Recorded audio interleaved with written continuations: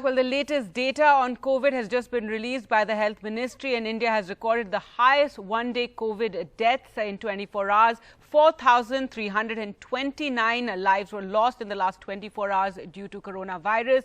2.63 lakh fresh cases have been recorded. So for the second day, cases under 3 lakhs, daily cases going under 3 lakhs. But the deaths are a worry, with the highest number of deaths in 24 hours being reported, 4,329 deaths in the last 24 hours. 2.63 lakh new COVID cases being reported. As we said, it's for the second day that cases under 3 lakh have been reported, but the highest number of deaths in 24 hours so far.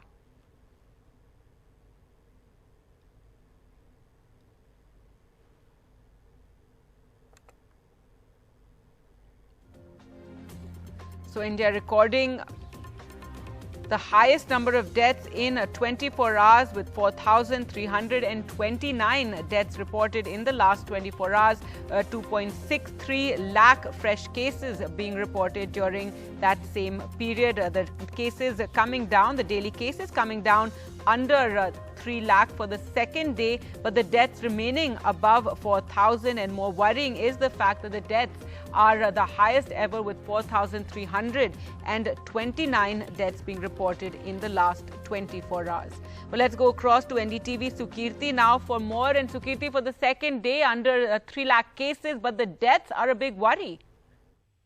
Well, absolutely, Gargi. Until and unless the mortality scenario also improves, it would be hard to say that India is on the path to improvement. It is a good sign of hope that our cases are below 3 lakhs for the second consecutive day, especially coming at a time when, at least for the last 10 to 7 days, we had been seeing that the cases had been revolving around the 4 lakh mark. So good that the cases are coming down below 3 lakh, and now this is the second consecutive day, and hopefully one would expect the trend to go on for the next few days as well. But our number of deaths continue to be very high, with 4,329 deaths being recorded in the last 24 hours, which is India's highest daily deaths till date. And even if we look at the last 7 days, deaths have been revolving around the 4,000 mark. So definitely the mortality aspect is something that needs to be improved, and a lot of doctors across India have been saying that until and unless we improve the kind of healthcare facilities that we provide to critical patients, we need to have enough ICUs, enough ventilator beds. Until and unless we address that problem entirely, we will not be able to reduce the number of deaths that we are seeing every day. So while the national capital has set up more ICU beds and has been setting up more ventilator beds also, the availability has increased. So things, at least in Delhi, have improved.